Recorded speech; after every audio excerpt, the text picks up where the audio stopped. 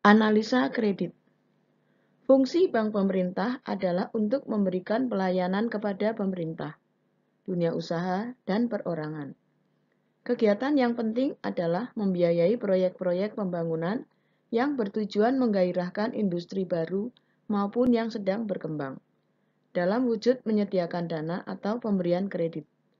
Pemberian kredit ini mengandung suatu tingkat risiko atau degree of risk tertentu. Untuk menghindari maupun untuk memperkecil risiko kredit yang mungkin terjadi, maka permohonan kredit harus dinilai oleh bank atas dasar syarat-syarat bank teknis yang terkenal dengan 5C, yaitu yang pertama, karakter. Bank mencari data tentang sifat-sifat pribadi, watak, dan kejujuran dari pimpinan perusahaan dalam memenuhi kewajiban-kewajiban finansialnya. Adapun beberapa petunjuk bagi bank untuk mengetahui karakter nasabah adalah A. Mengenal dari dekat. B. Mengumpulkan keterangan mengenai aktivitas calon debitur dalam perbankan. C.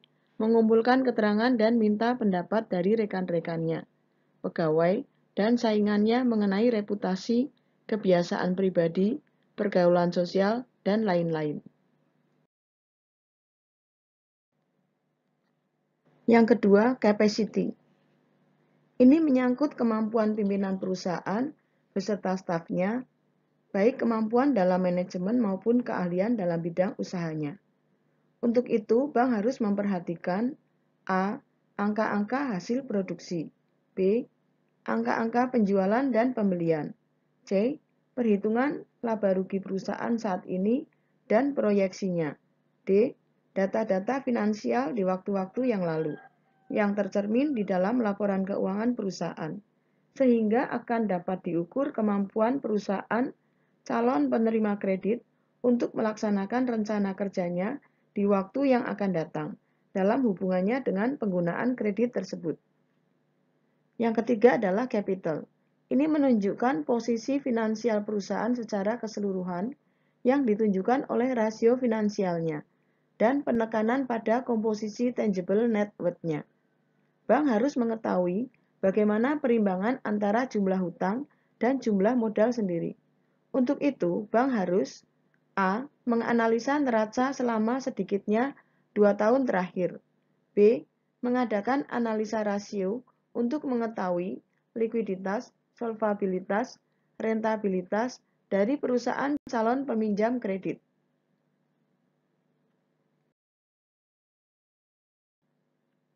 Yang keempat, kolateral. Kolateral berarti jaminan. Ini menunjukkan besarnya aktiva yang akan diikatkan sebagai jaminan atas kredit yang diberikan oleh bank. Untuk itu, bank harus A. Meneliti mengenai pemilikan jaminan tersebut. B. Mengukur stabilitas daripada nilainya. C. Memperhatikan kemampuan untuk dijadikan uang dalam waktu relatif singkat, tanpa terlalu mengurangi nilainya. D. Memperhatikan pengikatan barang yang benar-benar menjamin kepentingan bank, sesuai dengan ketentuan hukum yang berlaku. Yang kelima adalah condition. Bank harus melihat kondisi ekonomi secara umum, serta kondisi pada sektor usaha si peminta kredit. Untuk itu, bank harus memperhatikan A. Keadaan ekonomi yang akan mempengaruhi perkembangan usaha calon peminjam. B. Kondisi usaha calon peminjam, perbandingannya dengan usaha sejenis lainnya di daerah dan lokasi lingkungannya. C. Keadaan pemasaran dari hasil usaha calon peminjam. D. Prospek usaha di masa yang akan datang untuk kemungkinan bantuan kredit dari bank. E. Kebijaksanaan pemerintah yang mempengaruhi terhadap prospek industri di mana perusahaan pemohon kredit termasuk di dalamnya.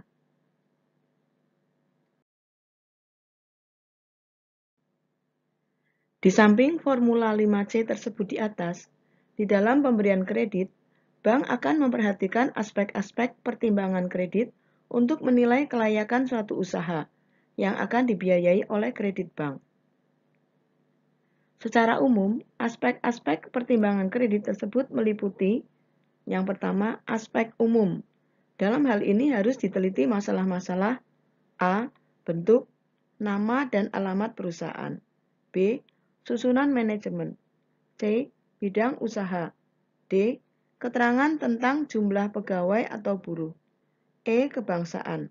F. Bank langganan. G. Bagan organisasi. Yang kedua, aspek ekonomi atau komersil, yang meliputi masalah A.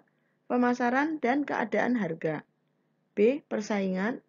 C. Jumlah penjualan dari tiap-tiap jenis produk. D. Cara penjualan. E. Taksiran permintaan dan sebagainya. Yang ketiga, aspek teknik. Yang harus diteliti adalah yang A. Bahan baku dan penolong yang dibutuhkan. B. Tanah dan tempat pabrik. C. Bangunan, yaitu milik, sewa, umur, dan harga. D. Urut-urutan proses produksi. E. Perincian mesin dan peralatan. F. Jumlah produksi. G. Tersedianya tenaga kerja, yaitu keahlian, pendidikan, dan tingkat upah. H. Lain-lain. Misalnya mengenai tenaga penggerak, diesel atau PLN, tersedianya air, sumur atau pam, dan sebagainya.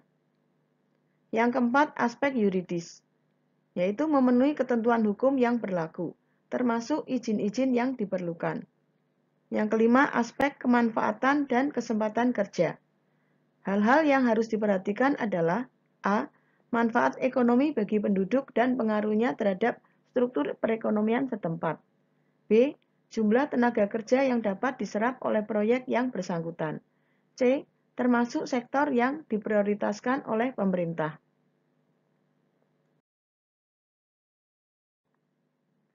Aspek terakhir yang harus dianalisa, yang merupakan aspek yang paling penting adalah aspek keuangan. Dengan melakukan penilaian terhadap aspek keuangan, di samping akan dapat diketahui likuiditas, solvabilitas, rentabilitas, serta stabilitas usaha, juga akan dapat diketahui berapa lama suatu investasi akan dapat dikembalikan. Dengan demikian dapat dikatakan bahwa keputusan atau kesimpulan yang diambil dalam pemberian kredit didasarkan atas kesimpulan yang diperoleh dari hasil penelitian aspek keuangan. Jadi aspek keuangan di dalam pertimbangan kredit memegang peranan penting, yaitu merupakan titik berat dalam analisa kredit. Dalam hubungannya dengan penilaian aspek finansial suatu permohonan kredit, hal-hal yang perlu dinilai adalah sebagai berikut. Yang pertama, neraca dan laporan laba rugi. Yang kedua, laporan sumber dan penggunaan modal kerja. Yang ketiga, rencana penerimaan dan pengeluaran kas atau cash budget. 4. Proyeksi laporan keuangan. 5. Penilaian proyek investasi. 6. Perhitungan kebutuhan kredit. 7. Rencana angsuran kredit atau repayment schedule.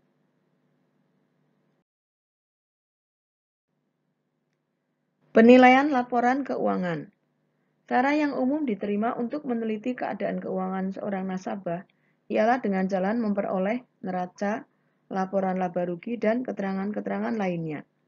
Sebaiknya diusahakan agar diperoleh laporan keuangan yang sudah diaudit, karena auditor dapat memberikan pandangan yang bebas tentang keadaan keuangan nasabah sebagai hasil dari pemeriksaannya terhadap pembukuan nasabah. Sebelum melangkah dalam penilaian neraca dan laporan laba rugi, maka perlu diperhatikan apakah data yang disajikan sudah sesuai dengan prinsip-prinsip akuntansi yang berlaku dan terjamin kebenarannya. Sedapat mungkin diperoleh laporan keuangan untuk beberapa periode, atau minimal laporan keuangan 2 periode yang terakhir. Terhadap laporan keuangan ini, antara lain dapat diterapkan teknik analisa sebagai berikut. Yang pertama, analisa per pos atau komponen. 2. Analisa prosentase per komponen. 3. Analisa perbandingan atau analisa naik turun. Yang keempat, analisa rasio.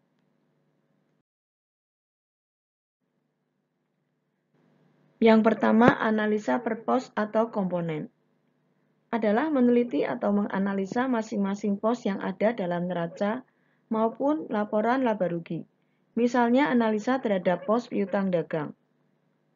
Maka yang A, harus diperoleh daftar nama, alamat, jumlah piutang, dan analisa menurut umur atau age analysis. Terutama untuk piutang-piutang yang jumlahnya besar. Yang B, analisa mutu dari piutang tersebut untuk tahun terakhir dan tahun sebelumnya. Atau berapa persen piutang yang baik, cukup, lemah, dan kecil-kecil.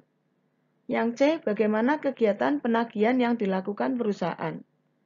Yang D, sebutkan pula syarat penjualan, daerah penjualan. E, tentukan kecukupan cadangan kerugian piutang, dan lain sebagainya. Yang kedua, analisa persentase per komponen. Dalam teknik ini, laporan keuangan disajikan dalam persentase-persentase, yaitu persentase dari masing-masing pos neraca terhadap total aktiva. Sedangkan untuk pos-pos laporan laba rugi, persentase dihitung BA terhadap jumlah penjualan bersih. Dengan cara ini akan diketahui tentang A, tingkat investasi pada masing-masing pos, atau over investment atau sebaliknya under investment. B, struktur permodalan. C, jumlah atau persentase dari setiap rupiah penjualan yang terserap dalam tiap-tiap jenis biaya.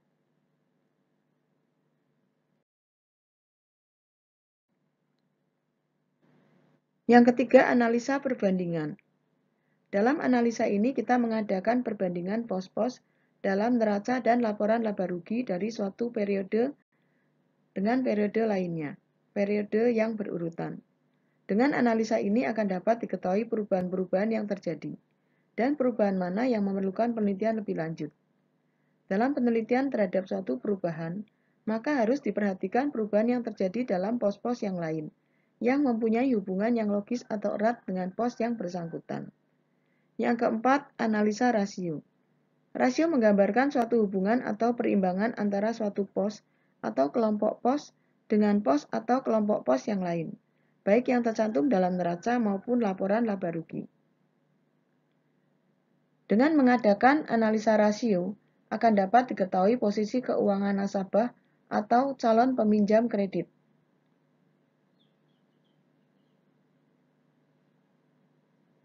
Di bawah ini diuraikan beberapa rasio yang penting dalam hubungannya dengan kepentingan analisa kredit. Yang pertama, rasio likuiditas, yaitu rasio untuk mengetahui kemampuan perusahaan dalam membiayai operasi dan memenuhi kewajiban finansial pada saat ditagih.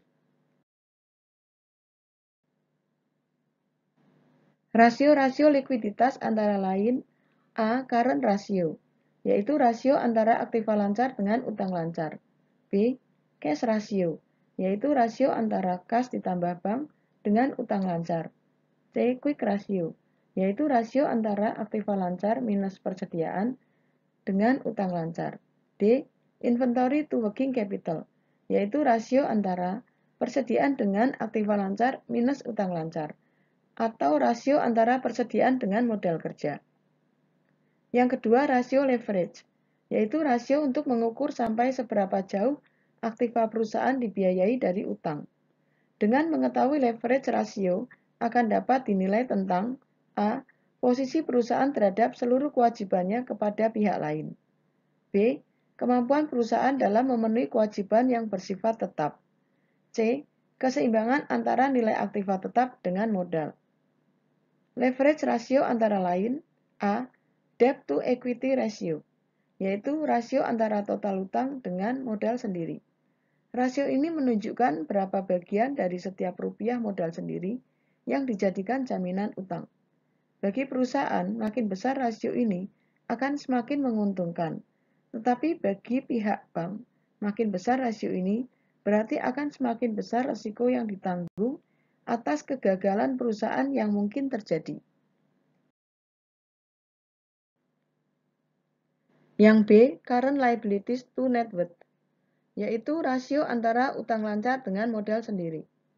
Rasio ini menunjukkan bahwa dana-dana pinjaman yang segera akan ditagih ada sekian kalinya modal sendiri. Rasio ini sifatnya sama dengan debt to equity ratio. Yang C, tangible assets debt coverage, yaitu rasio antara aktiva tetap berwujud dengan utang jangka panjang. Rasio ini menunjukkan besarnya setiap rupiah aktiva tetap berwujud yang dipergunakan untuk menjamin utang jangka panjang. Yang D, long term debt to equity ratio, yaitu rasio antara utang jangka panjang dengan modal sendiri. Rasio ini menunjukkan berapa bagian dari setiap rupiah modal sendiri yang dijadikan jaminan utang jangka panjang. E, debt service, yaitu rasio antara EBIT minus pajak plus bunga dengan angsuran kredit plus bunga. EBIT sama dengan laba bersih sebelum pajak. Rasio ini menunjukkan bahwa laba operasi ada sekian kalinya kewajiban membayar angsuran kredit beserta bunganya. Makin kecil rasio ini, maka risiko bank semakin besar.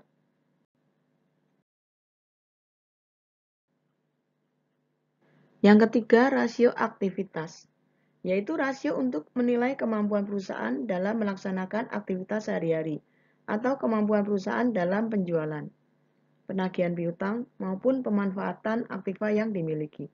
Rasio aktivitas ini antara lain A. Perputaran persediaan atau inventory turnover, yaitu rasio antara penjualan dengan rata-rata persediaan yang dinilai berdasar harga jual, atau kalau memungkinkan, rasio ini dihitung dengan memperbandingkan antara harga pokok penjualan dengan rata-rata persediaan. Rasio ini menunjukkan berapa kali dana yang ditanam dalam persediaan ini berputar dalam 1 tahun atau periode. Makin besar turnover berarti semakin baik. B. Average collection period, yaitu rasio antara piutang dengan penjualan neto per hari secara kredit. Rasio ini menunjukkan berapa lamanya dana perusahaan ditanamkan dalam komponen piutang atau berapa lama periode penagihan piutang. Dari rasio ini akan dapat diketahui likuiditas piutang. Makin kecil rasio ini makin baik. Yang C, perputaran aktiva tetap atau fixed asset turnover, yaitu rasio antara penjualan neto dengan aktiva tetap. Rasio ini menunjukkan berapa kali dana yang ditanamkan dalam aktiva tetap berputar dalam satu periode.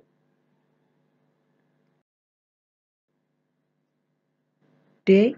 Perputaran modal kerja atau working capital turnover, yaitu rasio antara penjualan neto dengan modal kerja. Rasio ini menunjukkan berapa kali dana yang tertanam dalam modal kerja berputar dalam satu periode, atau jumlah penjualan yang bisa dicapai oleh setiap rupiah modal kerja. Yang keempat, rasio rentabilitas, yaitu rasio-rasio yang dapat digunakan untuk menilai kemampuan perusahaan untuk memperoleh keuntungan. Rasio-rasio yang dapat digunakan untuk menilai rentabilitas antara lain adalah A. Profit margin, dalam hubungannya antara profit margin dengan penjualan. B. Return on investment, yaitu rasio antara laba operasional dengan total aktiva dalam persen. Rasio ini menunjukkan produktivitas dari seluruh dana perusahaan, modal asing dan modal sendiri. Makin tinggi rasio ini semakin baik. C. Return on equity, yaitu rasio antara laba bersih setelah pajak dengan modal sendiri. Rasio ini menunjukkan produktivitas dari dana-dana pemilik perusahaan di dalam perusahaannya sendiri. Rasio ini menunjukkan rentabilitas dan efisiensi modal sendiri. Makin tinggi rasio ini akan semakin baik karena posisi modal pemilik perusahaan akan semakin kuat atau rentabilitas modal sendiri yang semakin baik.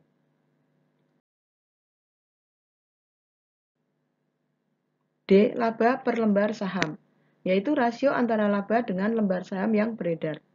Rasio ini akan memberikan gambaran kepada pemegang saham tentang keuntungan yang akan diperoleh seandainya bank akan menanamkan dalam bentuk saham. Dengan mengadakan analisa rasio, akan diketahui posisi keuangan perusahaan. Lebih-lebih kalau rasio dari beberapa tahun, maka akan dapat diketahui perkembangan atau kecenderungan posisi keuangan perusahaan. Tetapi perlu diingat bahwa hasil analisa rasio tersebut bukanlah merupakan suatu alat yang dapat memberikan jawaban yang pasti untuk keputusan akhir pemberian kredit.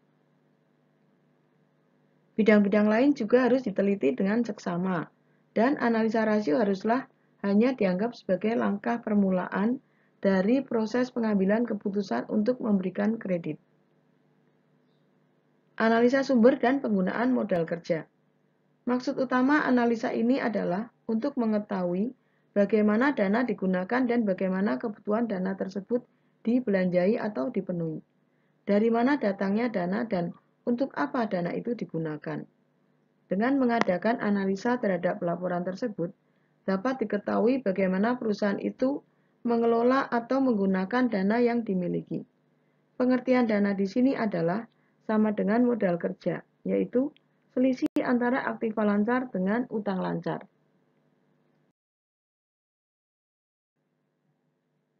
Rencana penerimaan dan pengeluaran kas atau budget kas. Budget kas adalah gambaran atas seluruh rencana penerimaan dan pengeluaran uang tunai yang bertalian dengan rencana-rencana keuangan perusahaan dan transaksi lainnya yang menyebabkan perubahan-perubahan pada posisi kas atau menunjukkan aliran kas atau cash flow perusahaan tersebut. Dari budget kas akan dapat ditentukan kapan dan beberapa besarnya deposisi kredit akan dilaksanakan, serta jangka waktu kreditnya. Kapan dan berapa besarnya angsuran kredit dapat dilakukan. Kemungkinan adanya surplus atau defisit karena rencana operasi perusahaan. Kalau diperbandingkan dengan analisa atau laporan sumber dan penggunaan kas, maka perbedaannya terletak pada tujuannya. Laporan sumber dan penggunaan kas menunjukkan dari mana uang kas diterima dan digunakan untuk apa saja uang kas yang telah atau akan diterima dalam periode tersebut. Sedangkan cash budget tujuannya lebih jauh dari itu, yaitu ingin mengetahui saat-saat penerimaan dan pengeluaran uang, serta jumlahnya masing-masing, serta saat-saat adanya surplus atau defisit kas.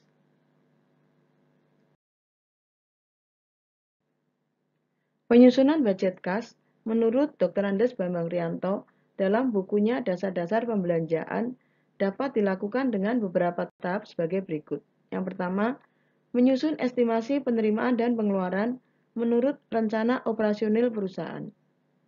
Transaksi-transaksi di sini merupakan transaksi operasi atau operating transaction. Pada tahap ini dapat diketahui adanya defisit atau surplus karena rencana operasinya perusahaan. Kedua, menyusun perkiraan atau estimasi kebutuhan dana atau kredit dari bank atau sumber-sumber dan lainnya yang diperlukan untuk menutup defisit kas karena rencana operasinya perusahaan. Juga disusun estimasi pembayaran bunga kredit tersebut beserta waktu pembayarannya kembali. Transaksi-transaksi di sini merupakan transaksi finansial atau financial transaction. 3. Menyusun kembali estimasi keseluruhan penerimaan dan pengeluaran setelah adanya transaksi finansial dan budget kas yang final ini merupakan gabungan dari transaksi operasional dan transaksi finansial yang menggambarkan estimasi penerimaan dan pengeluaran kas keseluruhan.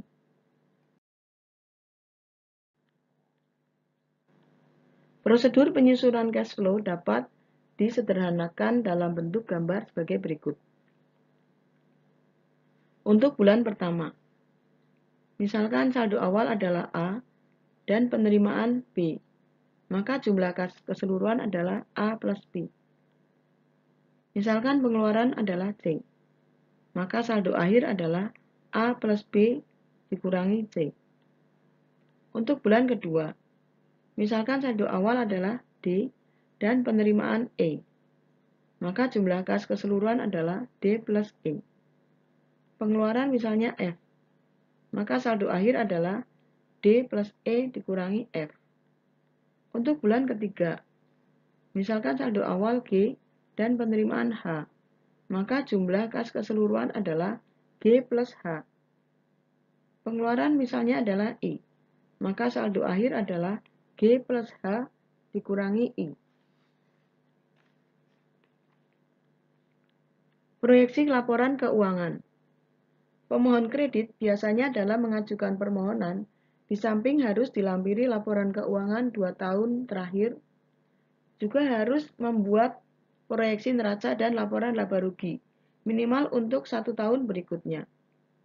Dari proyeksi neraca dan laporan laba rugi ini dapat dianalisa dengan teknik-teknik yang sama dengan laporan keuangan sebelumnya. Tetapi di samping itu perlu pula diterapkan metode atau teknik analisa yang lain, yaitu analisa break-even.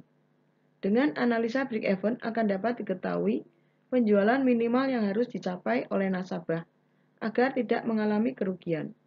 Kalau hal ini sudah diketahui, maka kita dapat menilai apakah sekiranya perusahaan pemohon kredit akan mampu mencapai tingkat volume penjualan tersebut.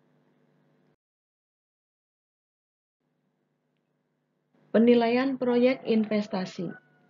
Setelah diperoleh gambaran mengenai posisi keuangan, baik untuk masa lalu maupun waktu yang akan datang, maka langkah selanjutnya adalah mengadakan penelitian terhadap rencana proyek investasinya itu sendiri, yaitu menilai perlu tidaknya suatu proyek investasi dilaksanakan.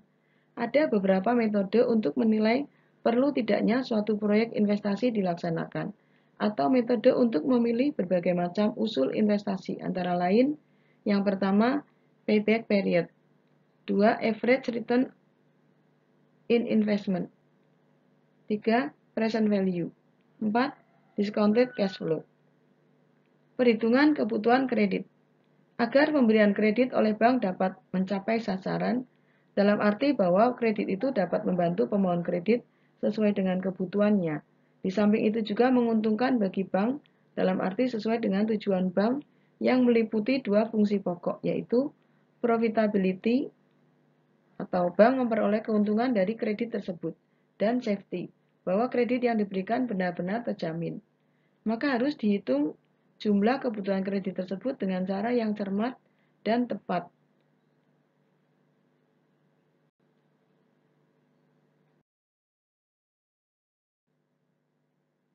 Cara perhitungan kebutuhan kredit ini tergantung pada jenis kredit yang akan diberikan.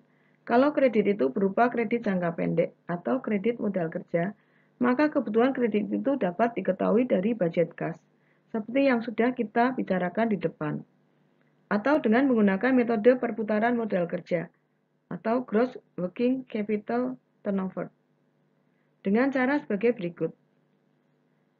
Yang pertama, pada tingkat penjualan sekarang, yaitu penjualan bersih dibagi perputaran modal kerja. Yang kedua, untuk tambahan penjualan yang direncanakan. Tambahan penjualan dibagi perputaran modal kerja. Keduanya ditambahkan akan menghasilkan jumlah modal kerja yang dibutuhkan. Kemudian dikurangi dengan modal kerja yang dimiliki sekarang. Maka akan didapatkan jumlah kredit yang dapat dipertimbangkan.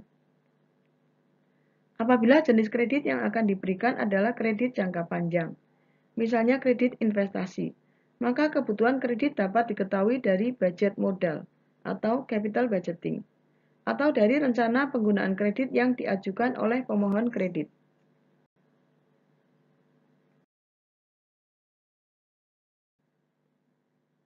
Dari penilaian terhadap aspek finansial tersebut, kiranya sudah mencakup tujuan daripada penilaian terhadap pertimbangan pemberian kredit, yaitu kita mengetahui sampai di mana kemampuan perusahaan pemohon kredit di dalam melaksanakan operasinya pada masa yang akan datang, menyediakan kebutuhan modal kerja, memenuhi kewajiban finansialnya, menciptakan atau memperoleh laba.